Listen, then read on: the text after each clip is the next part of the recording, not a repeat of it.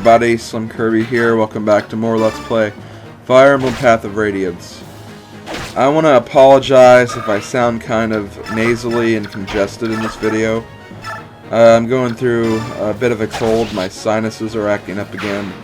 It's getting very annoying and uncomfortable, but I'm doing my best, so hopefully this doesn't ruin the commentary. I don't think it will, because I was kind of congested when I did last video. Just a little more so today, but I'll try to keep coughing and wheezing to a minimum. Shouldn't be too hard, but we'll see what happens. We're going to finish up Chapter 5 in this video, and if possible, we'll get started on the introduction to Chapter 6. Shouldn't take very long, though. I mean, Gautri is a human tank right now.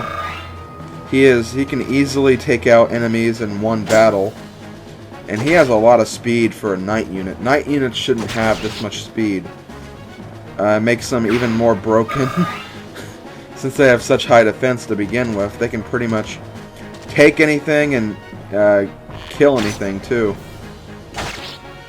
And we have Boyd over there too. He's equipped with a hand axe right now.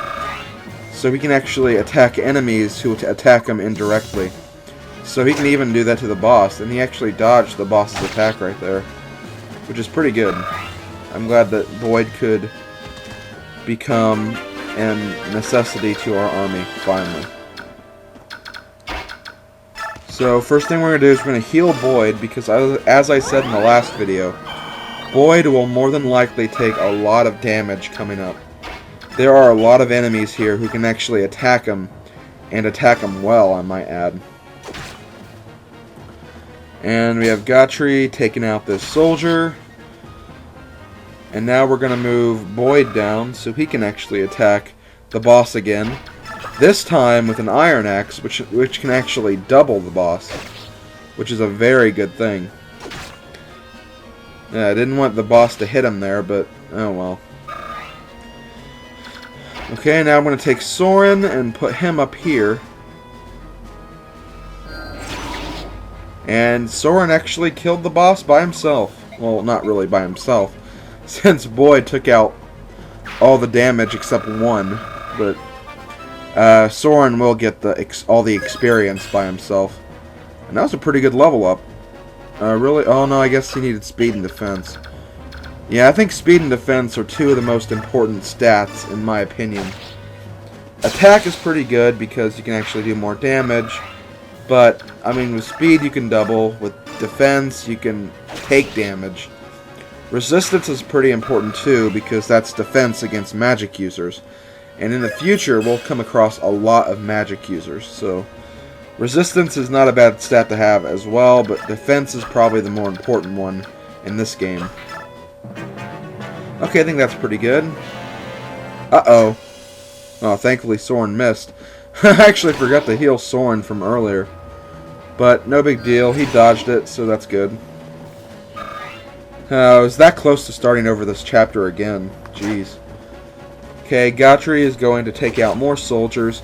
Seriously, look how powerful he is. Ugh, jeez.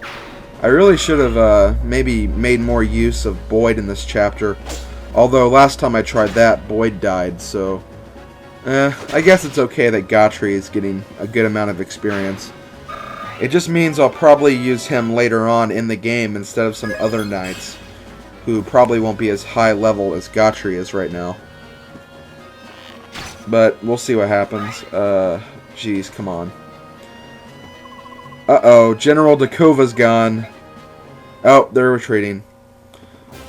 Oh, that was the last turn, though, so. Okay, so we didn't defeat all the soldiers, but we did defeat a good amount of them. And I actually made a little mistake right here. I accidentally hit the B button. Where is it? Yeah, I hit the B button right there. So it skipped the rest of that conversation. But really, there's nothing important in that conversation. It's just Grail telling everybody to get packing because we're going to be going to Gallia now. And that's basically all the conversation was. And now Mist is going to talk with Princess Alencia. I call her Queen Alencia because of the second game. But anyways, she's showing... Mist is going to show Alencia her medallion. Now, the medallion actually plays a very important role later on in the game, and we'll go over that later on when it becomes applicable. But just keep in mind that the medallion, it's important, and we don't want to lose it. So, yeah, that's all you really need to know from that. And with that, oh, we're going to the enemy side of the story now. This is General Petrine, or Petrine, I think it's Petrine, but she is one of the 4 riders of Daein, which is essentially one of the higher-ups of the Daein army. And her assistant is Ina, or Aina, I don't know how you pronounce that again. Again, I'm not good at Fire Emblem name pronunciations. For me, it could be read either way, but it's Aina, I guess. I'll call her Aina, I guess. Even though I always call her Ina, so I might switch between the 2 names again. She is General Petrine's assistant at this time, and she will also play a very important role, and so will General Petrine. But we have completed Chapter 5. Let's go on to Chapter 6, but before we do that, let's go over some of the storylines so far. Now, this is actually one of my least favorite parts of the game as far as the story goes. It seems like every 5 or 6 chapters, it goes to the screen and explains what has happened in the game over the last 5 chapters, while in other Fire Emblem games, they just go over what happened in the last chapter and explain what's happening in the next chapter. But in this game, it's just like, okay, here's what you already knew. This happened, and we're getting ready to do this. It's like, okay, we already knew that. It's been explained several times now. And that's just one of the things I don't really like about the game, because it does that a lot. It really does. It's just kind of annoying. So anyways, let's talk about Gallia. Gallia is a country to the south of Crimea, and it is actually inhabited by half-human, half-beast creatures. These creatures are known as Lagoos. As we'll find out later on in the game, there are 3 types of Lagoos: Beast Lagoos, Bird Lagoos, and Dragon Lagoos. Right now, we're only going to be worried about the Beast Lagoos because we're actually going to Gallia, where the Beast tribe inhabits. But we will be introduced to all 3 of them eventually. And who knows, they may even help us on our journey. But we'll get into that later on when it becomes more applicable. Chapter 6, A Brief Diversion. Now, one of the main storyline elements of this game is prejudice and prejudice against the Lagoos tribes. And we'll see a lot of characters in this game that show a lot of prejudice and hatred towards the Lagoos. Shinon being one of them, because he thinks they're nothing but a bunch of savages. And then Soren also shows some prejudice to the Lagoos as well, but for slightly different reasons. And we'll probably go over those reasons later on in the game. But basically, Soren's now explaining how there are 3 different tribes, and where all 3 tribes are located.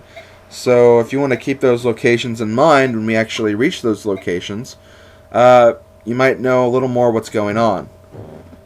Okay, we're going back to General Petrine and her assistant, Aina. Apparently, she was correct, and that they were heading to Gallia, and now they're actually in Gallia as well, so they can actually give proper chase to the enemies. Their enemies, we're not the enemies, of course. Okay, so we're coming up to the edge of the forest, and we're a little worried that we might get attacked, so we're actually going to split up into 2 groups. A group that will be a diversion force, that will divert the enemy away if necessary, and then the force that actually takes Princess Alencia to the capital, or not really, I guess you can call it the capital city of Gallia. And we're actually going to be part of the group that takes the princess to Gallia. It's basically going to be Ike, Titania, Boyd, Oscar, Rise, the princess of course, and then Mist and Rolf. And then the other force will be Grail, Gotri, and Shinon. So we will not have Gotri for this next chapter. Shinon we don't really care about. And here it is. This is the next map of the map we'll be playing on, I guess you could say. We're hiding in the trees, ready to make our attack.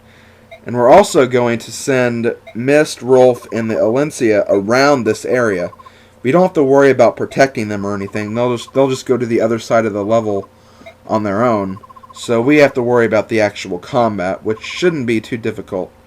Oh, and I forgot that Soren was with us as well. I didn't mention him in the little name list I gave earlier. No, you won't. That's kind of funny. Alencia's like, I'll fight for you, and then Eichel's like, no, you won't. Seems kind of rude, but I guess it's for the best. But anyways, let's get this chapter started. I'll see you next time on Thursday for the next chapter. SlimKirby, out.